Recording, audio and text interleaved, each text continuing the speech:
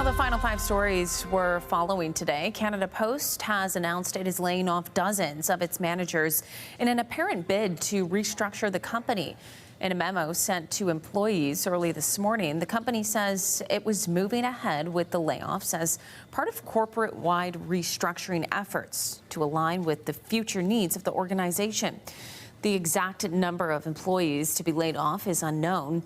All of this is happening as Canada Post is set to return to the bargaining table with the union representing thousands of postal workers who are on a rotating national strike.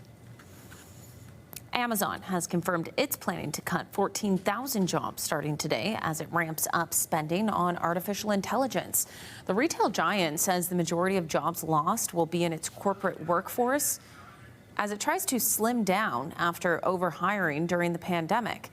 This would mark Amazon's largest job cut since late 2022, when it eliminated around 27,000 positions. Homeowners in Cambridge are looking at a possible 4.8% property tax hike next year. That's the figure outlined in Mayor Jan Liggett's budget proposed under strong mayor legislation, which would work out to $85 more for the average household. The city will collect public input at a meeting on November 6th before the budget goes to council for a review. The Greater Ontario Hockey League is planning to expand its number of teams next season. The league is focused on adding 1 new franchise. There are currently 23 teams, split by 12 clubs in the Western Conference and 11 in the East. The league commissioner says they would like to have an even amount of teams in each conference, and they've already received a lot of interest. Players want to play in front of people, right? And as you know, when you look through our league, we've been very successful in the smaller community and the community backing. We need volunteers. We need people that love that team so much they can't stand it, and that's the type of person we really love to have.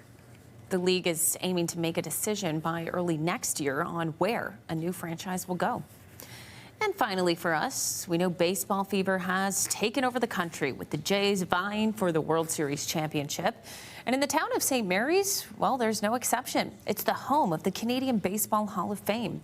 You can find an array of memorabilia there, including some from the 92 and 93 World Series. And now they're ready to welcome new items, highlighting the season the Jays had this year.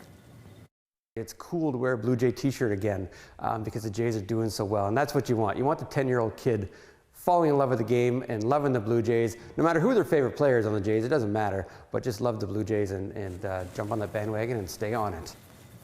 Tonight at 6, Ashley Bacon will have more from the Baseball Hall of Fame. Wow, how cool. Would love to see all the artifacts and history that they have there in St. Mary's. Of course, Game 4 of that World Series goes tonight. Definitely going to be watching that. Maybe not all the way until 3 in the morning if it goes that late again.